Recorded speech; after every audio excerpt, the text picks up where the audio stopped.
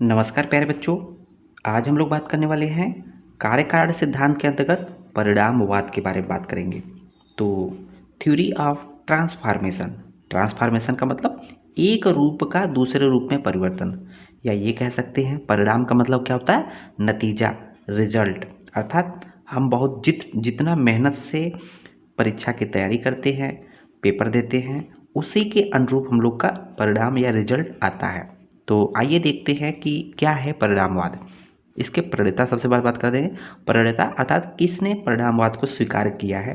देखेंगे परिणामवाद का सिद्धांत सांख्य दर्शन में वर्णित किया गया है। सांख्य दर्शन प्रकृति परिणामवाद को मानता है। एक्चुअली जब परिणामवाद के भेद की बात करेंगे, दो प्रकार के माने गए हैं। तो यहाँ पर भेद की बात करते हैं कि परिणामवाद के दो भेद माने गए हैं। पहला ब्रह्म परिणामवाद, दूसरा है प्रकृति परिणामवाद। तो ब्रह्म परिणामवाद क्या है कि ब्रह्म मतलब ब्रह्मा संबंधित है, प्रकृति मतलब जो प्रकृति की उत्पत्ति बात की गई है। तो यह वेदांत दर्शन द्वारा स्वीकृत सिद्धांत है। तो जो ब्रह्म परिणामवाद है, वेदांत दर्शन मानते हैं। इनका कहना है कि ब्रह्मा स्वयं जगत में परिणित होता है। जो ब्रह्म है, जैसे कहते हैं ना कि संपूर्ण जगत की उत्पत्ति ब्रह्मा से हुई है ना। तो ब्रह्म पुराण में बताया गया है कि संपूर्ण सृष्टि की उत्पत्ति ब्रह्मा से हुई है।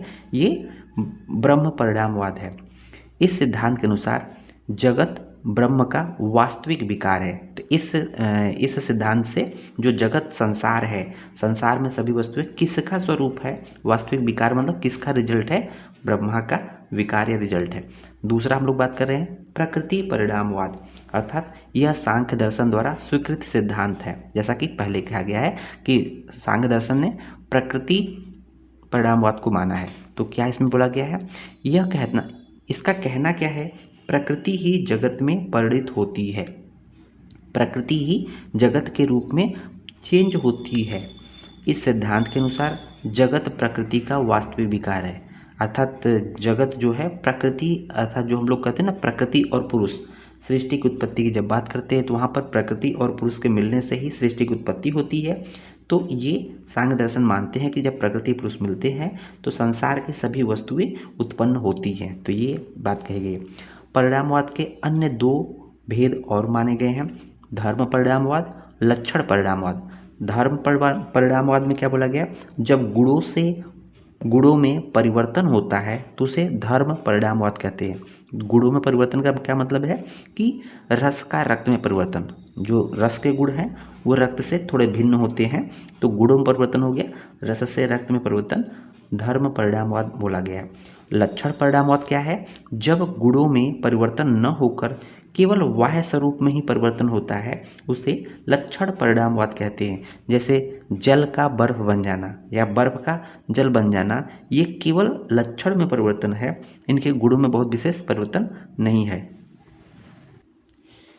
इसके बाद देख रहे होंगे परिणामवाद के मुख्य बिंदु कौन कौन से हैं जिसको हम लोग याद करना है। देखेंगे पहला पॉइंट क्या दिया है, जब कारण कार्य में परिवर्तित होता है अर्थात चेंज होता है, अर्थात एक वस्तु अपने मूल रूप को त्याग कर नए रूप को धारण करती है तो वह परिवर्तित रूप उस मूल रूप का परिणाम होता है। बात सही है कि जब कोई एक वस्तु है अपने मूल रूप को त्याग देती है, जब दूसरे रूप में परिवर्तित हो जाती है तो उसे ही उस मूल रूप का परिणाम बोला गया है। पहले के जो मूल रूप थी उसी का परिणाम वो चेंज हो जाता है।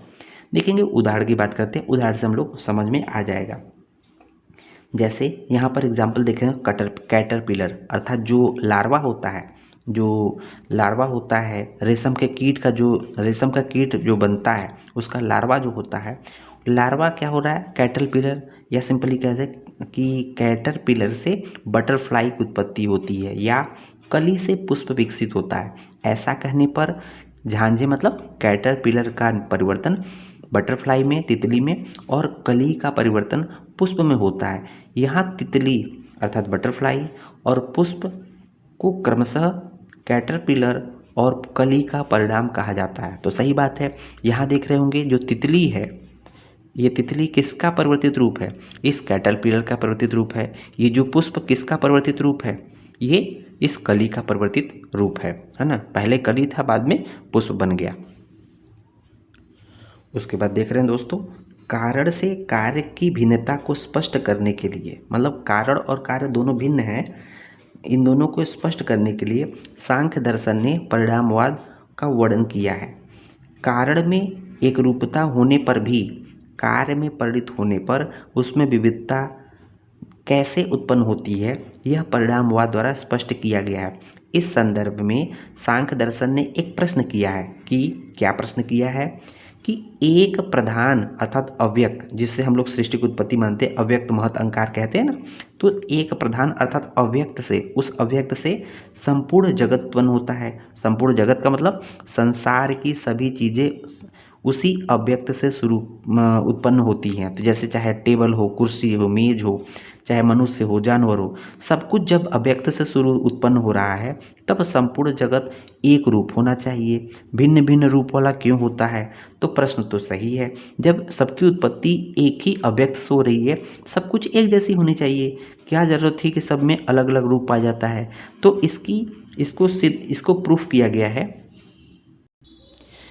इस पर यह उत्तर दिया गया है जैसे, अब उत्तर देखेंगे कि कैसे ये उत्पत्ति के बाद अलग अलग रूप में परिवर्तित हो जाते हैं। जैसे आकाश से एक ही मधुर रस वाला जल गिरता है। जो आकाशीय जल होता है, जब वो पृथ्वी पर गिरता है, आकाश से एक ही मधुर रस वाला जल गिरता है, पर नाना उपाधियों के साथ मतलब अलग अलग चीज़ों से मिलकर अलग अलग रूप में परिवर्तित हो जाता है। नाना उपाधियों के साथ संबंध होने से अनेक भेदों को प्राप्त होता है। जैसे नारिकेल अर्थात नारियल को प्राप्त होकर मधुर रस को प्राप्त होता है, वही जल